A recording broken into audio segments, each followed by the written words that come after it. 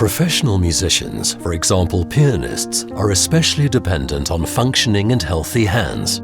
And that's exactly why it can be quite stressful for orthopedic surgeons when a famous musician needs to undergo surgery. We spoke with the Polish orthopedic hand surgeon Piotr Czarnecki about this high-stake moment.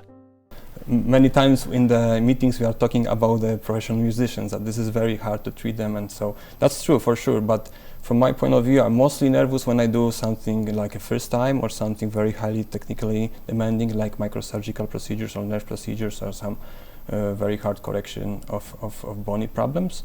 But I will tell that a lot of my patients coming to me and telling me, doctor, help me because this hand is important for me. So it's not only the musicians, and there are sportsmen, there are usual people. So from my point of view, it doesn't matter. I don't judge like this. Everybody needs a very good hand and a very good surgery. Piotr has performed roughly 4,000 hand surgeries in his career. With this wealth of experience, we wanted to know from him what it needs to get a good surgical outcome.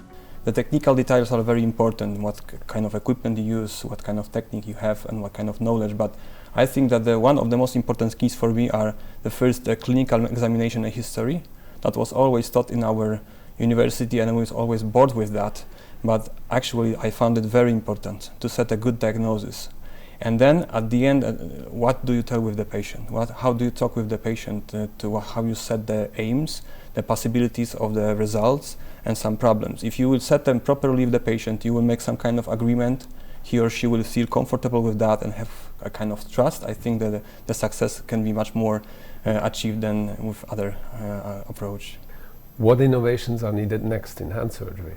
I think we need more development of the equipment for sure. For example, PSI, patient-specific instrumentation, would be a nice development in the future that would be much more popular. Augmented reality or some enhanced reality that should help people to learn, maybe to avoid errors, I think. So I think these two are the most important parts we can go in the future for sure. Together with Kerry Medical, Medartis is distributing trapeziometacarpal prosthesis. What is your experience with this type of devices? So I started 12 years ago with monopolar devices, and then the bipolar came with this type of prosthesis. I found them really exciting and very important on the market because they are diminishing for sure the rate of complications and make this surgery with a better borderline for the errors. But from my point of view also there is a very important part that the background that the company is also giving us.